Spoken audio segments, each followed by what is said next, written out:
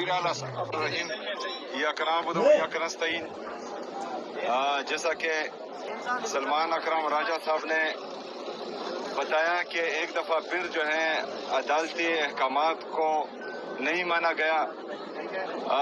جو عدالتی احکامات تھے 3 ججز کے کہ سلمان اکرم راجہ صاحب کے دستخط سے جو لسٹ آئے گی تو ان کو جمعرات کے دن ملنے دیا جائے. لیکن بہرحال ہم یہاں آئے اور پولیس نے ہمیں ایک دفعہ پھر روکا اور وہ احکامات نہیں مانے جا رہے. تو ہم سوچ میں پڑ گئے ہیں کہ جو آئینی اور قانونی راستے ہیں.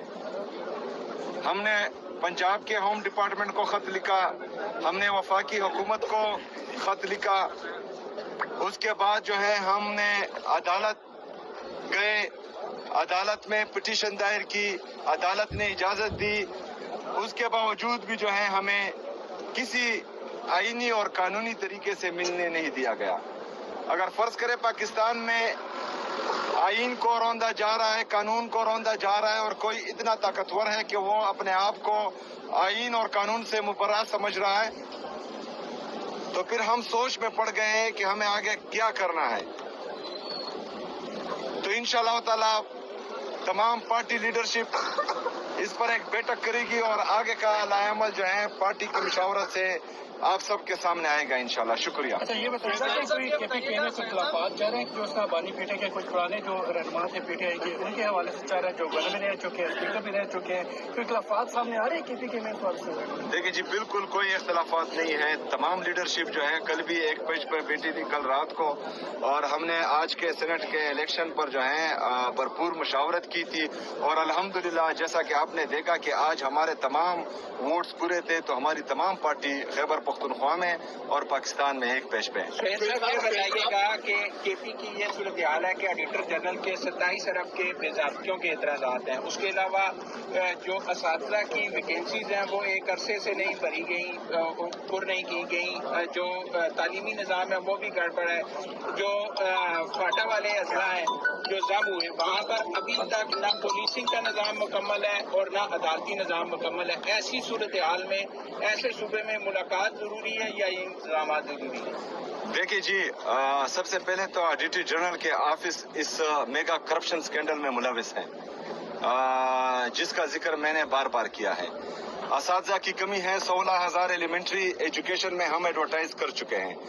اساتذہ کی کمی ہے ہائر ایجوکیشن میں 3,086 لیکچرار کی ایڈورٹائزمنٹ آ چکے ہیں جس کو بھرتی کر دیا جائے گا. یہی سوال جو ہے میں آپ سے کہتا ہوں کہ خیبر پختونخوا کے اتنے مسائل ہیں, تو آپ نے کبھی وفاقی حکومت سے پوچھا کہ جو ہمارا NFC شیئر ہے اس پر میٹنگ کیوں نہیں بلائی جا رہی؟ جو مرج اضلاع کے ساتھ سالانہ 100 ارب روپے کا وعدہ کیا گیا تھا وہ ہمیں کیوں نہیں دیا جا رہا؟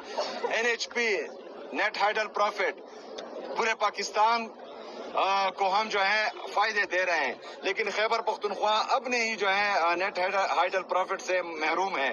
تو آپ جو ہے آپ کو چاہیے کہ آپ جو ہے وفاقی حکومت سے یہ سوال کریں کہ ہمیں اپنے حقوق وہ کیوں نہیں دے رہے ہیں, کیوں ہمارے ساتھ سوتیلی ماں جیسا سلوک ہو رہا ہے. آپ کا صوبہ اس وقت جنگی حالات میں ہے, آپ ایک بڑی میٹنگ کرنے جا رہے ہیں تاکہ اس معاملے کا حل نکلے, آپ کی ملاقات بھی ہوگی.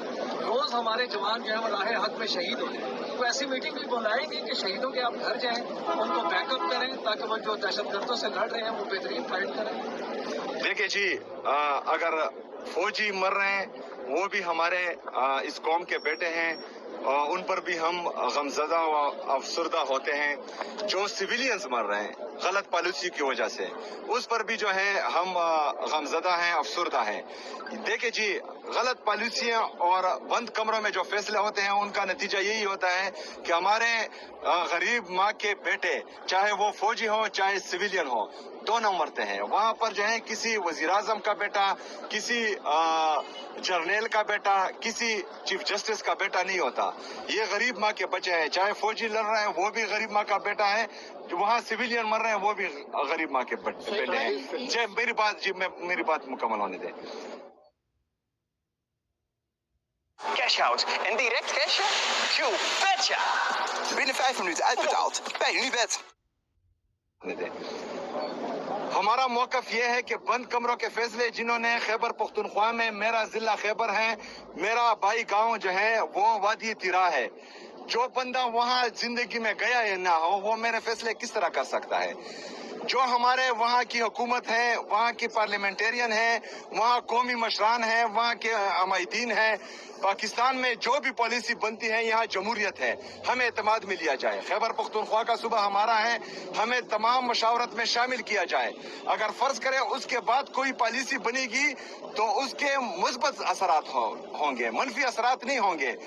2004 سے لے کر آج تک جتنی بھی پالیسیاں بنی ہیں بند کمروں میں بنی ہیں، نہ ہی آپ کے ملٹری آپریشن جو ہے کام آ رہے ہیں، نہ ہی آپ کے انٹیلیجنس بیسڈ آپریشن کام آ رہے ہیں۔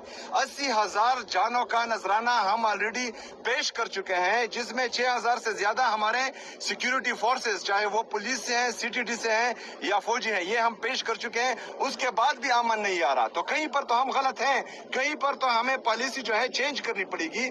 تو اگر ہم فرض کریں یہ بات کرتے ہیں تو پھر ہم پر الزامات لگائے جا رہے ہیں کہ ہم کسی اور سائڈ پر ہیں، ہم صرف اور صرف پاکستان کے ساتھ ہیں۔ آپ کہنے کا مقصد ہے کہ جو دہشت گردی کی جو بھی میٹنگ ہو روڈ پہ ہونی چاہیے، دہشت گردوں کو سہولت مل جائے۔ جب بھی یعنی کہ دہشت گردی کی میٹنگ ہوتی ہے بند کمروں میں ہوتی ہے، آپ جب بھی بات کرتے ہیں یہی کہتے ہیں کہ بند کمرے میں میٹنگ ہوتی ہے۔ جب بند کمرے میں میٹنگ ہوتی ہے تو آپ کو بلاتے ہیں، لیکن وہاں پر جانب نہیں کرتے، وہاں پر سیکورٹی پرپز کے لیے، دفاع کے لیے آپ کو بلاتے ہیں، وہاں پر نہیں جاتے۔ لیکن جب اگر پیسوں کا معاملہ آتا ہے، دوسرا فنڈس کا معاملہ آتا ہے، اس پہ آپ کہتے ہیں کہ میں وہاں پر جاؤں۔ آپ کون سے چینل سے ہیں بھائی جان؟ کوہینور TV سے۔ کوہینور TV سے ہے، ماشاءاللہ۔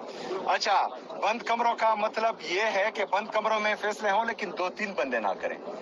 بند کمروں سے باہر نکل کر جو ہے کانفیڈینشیل میٹنگ جو ہو وہ سیکریسی رہے، لیکن صوبے کے وزیر اعلیٰ چیف ایگزیکٹو کے بغیر آپ کس طرح ایک پالیسی بنا سکتے ہیں؟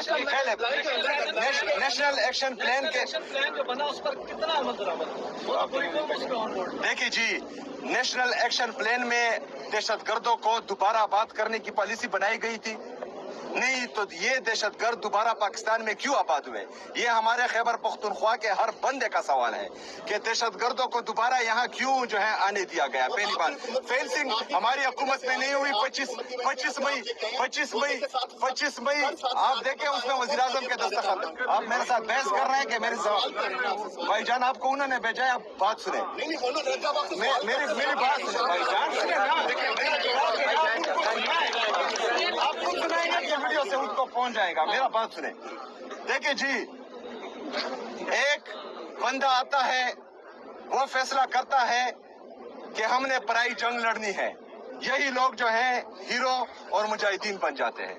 دوسرا بندہ آتا ہے وہ فیصلہ کرتا ہے کہ آپریشن ہوگا، آپریشن ہوتا ہے 2018 میں جو ہے ان علاقوں کو ڈکلیئر کر دیا جاتا ہے۔ تیسرا بندہ آتا ہے وہ کہتا ہے کہ ان کو دوبارہ جو ہے ان کی آبادکاری کی جائے اور ان کو جو ہے دوبارہ خیبر پختونخوا میں لایا جائے۔ چوتھا بندہ آتا ہے پھر کہتا ہے کہ آپریشن کیا جائے۔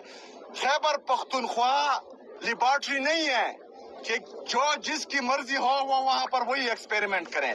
خیبر پختونخوا غیور پختونوں کا صوبہ ہے، ان کو پورا حق ہے کہ انہوں نے جو قربانی اس دہشت گردی کی جنگ میں دی ہے ان کا ازالہ بھی ہو اور ان کی قدر بھی کی جائے۔ ہم بھیڑ بکریاں نہیں ہیں، ہم جو ہے کیڑے مکوڑے نہیں ہیں کہ یہاں سے فیصلہ آئے وہاں پر ہمارے 21 بندے ایک دن ایک ڈرون اٹیک میں شہید ہوں اور ہم ہاتھ پر ہاتھ دھرے بیٹھے رہیں۔ ہمیں نیشنل پالیسی میں شامل کیا جائے، ہمارے ساتھ جو بھی فیصلہ ہو، جو بھی پالیسی بنے، اس میں خیبر پختونخوا کی حکومت کو، خیبر پختونخوا کی عوام کو، خیبر پختونخوا کے پارلیمنٹرین کو شامل کیا جائے۔ ہم اس ہر پالیسی میں انشاءاللہ تعالی وفاقی حکومت کا اور سیکیورٹی فورسز کا ساتھ دیں گے۔ شکریہ۔